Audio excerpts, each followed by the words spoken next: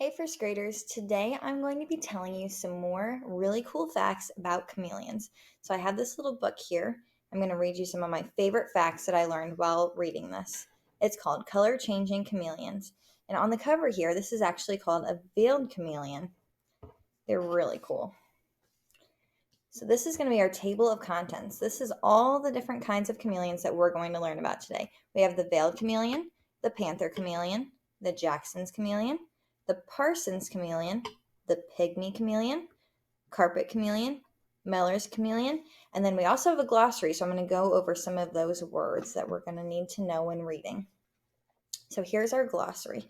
This is another veiled chameleon right there for the picture. So when we're reading, we're going to hear the word botanist. A botanist is someone who studies plants. They're a person who knows tons and tons of things about plants, and they just research them all the time. Another word is exposed, which means uncovered. So if you find something, if you see something like peeking through a tree or something, then it's exposed. Or if you're in a hiding spot somewhere and your toes are exposed under the couch or something, then you're exposed, you're uncovered. Another one is extinct. That means that it's no longer alive. There's no other living animals on the planet. So if something is extinct, that means we'll never see one. They're no longer on Earth. An omnivore is an animal or person that eats plants and animals. So a lot of chameleons are omnivores because they eat both plants and other insects. And some of them even eat other chameleons. Roam is to move about freely. So if you can roam all over your room, all over your classroom, you can just walk about wherever you want to go. That's roam. A territory is an area of land that an animal feels like is his or hers. So it's where they live, it's where they call their home. That's their territory. And then the last one is vibrations, which means slight shaking. So if you've seen like a cell phone or something like that vibrate, that's called vibrations, or if it shakes a little bit. So the first chameleon we're going to talk about is the veiled chameleon. There are more than 160 different types of chameleons in the world. Chameleons' eyes are designed in a way that they can see 360 degrees. That means they can look in front of them, they can look behind them, they can look to the side of them, they can see all the way around them, even if they're just facing forward.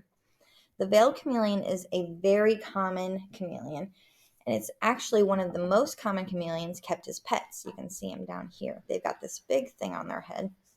One of the most interesting things about chameleons is that scientists believe they can communicate, which means they talk to each other by creating vibrations on the leaves. And remember, we talk about vibrations, we're shaking. So they shake the leaves, and that's how they talk to each other.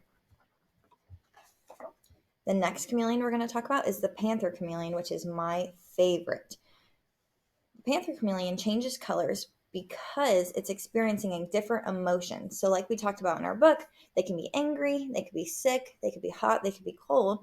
Another thing they can do is if they're trying to scare another chameleon. So the panther chameleon doesn't like to have friends at all. It likes to be completely by itself. So if it sees another chameleon coming towards it, it'll change its color really dark and really, really like mean colored, like maybe black.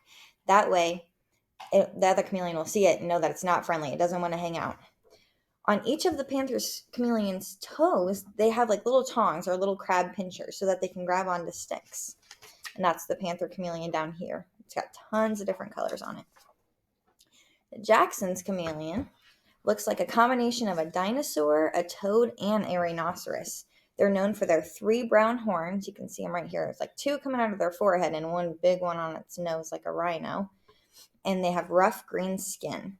The horns are only present on males, which means only the boy chameleons, Jackson's chameleons, have the horns. The girls don't have any horns. And they can use them as a weapon when they're fighting or when they're defending their territory. So if they see another animal or another chameleon coming into where they live, they can use their horns to protect them and kind of fight them off. And they're also, just like the panther chameleon, they don't like to have any friends. They like to be completely by themselves, and they get really upset when they see other chameleons. The Parsons chameleon, which is this little guy right here, they're really big. They're one of the largest chameleons alive. They're omnivores, and remember we talked about that word. That means they eat plants and insects and other small birds or mammals. These Parsons chameleons, they're really, really big. And they can use their tails to anchor themselves while they hunt. So their tails can wrap around things, and it can kind of help them stay stable if they need to lean off the stick. they can hold on with just their tails, so they can reach really far.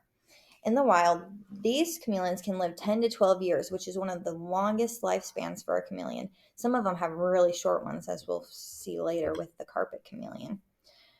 These chameleons can lay eggs, and these eggs can take up to 2 years to hatch. And they have to dig themselves out of an underground nest. So a mom chameleon will lay their eggs in the dirt, and then whenever the baby eggs, whenever they hatch, they come out, they have to dig their way out from underground, and then they start hunting on their own. The next chameleon we're going to talk about is a pygmy chameleon. The pygmy chameleon is really, really tiny, and they look way different than the other chameleons we've seen. As you can see, they have this teeny tiny little short tail in this little diagram here. They've got this big hump on their back. They've got this nice long stripe right here, and they have little tiny claw feet like this, like the tongs. But they usually live on the ground. They don't live up in the trees like other chameleons. And they have really brown colored skin. And one of the cool things is why they have brown colored skin is because they kind of look like a leaf. So if they're walking on the ground, then other animals can't see them and try to get them. And they actually are not as mean as the other chameleons. They kind of like other chameleons, so sometimes they might be hanging out together. They're not as solitary. The carpet chameleon are really, really small. And whenever they're exposed to sunlight, they actually brighten up their color. So sometimes they start out really dark, but if they are in the sun, then they'll start to get really bright. And this species, this kind of chameleon, they don't live really longer than 2 years. They have a really short lifespan. The last chameleon that we're going to talk about is the Meller's chameleon. This kind of chameleon was named by the botanist, so someone that studies plants, and his name was Dr. Meller. So he named a chameleon after him. And he has a really small head. If you can see in our picture here, his head is like way tinier than his body. And they're carnivores, which means they love to eat insects, small lizards, spiders, and sometimes even birds if they're a really big one. Many of the world's chameleons are in danger of becoming extinct, which means that they're no longer going to be on Earth. The first step in protecting these beautiful and wondrous creatures is educating ourselves about them and their habitats. So the more we know about chameleons, the more we can do to help save them. Thanks for listening to all my cool facts about chameleons.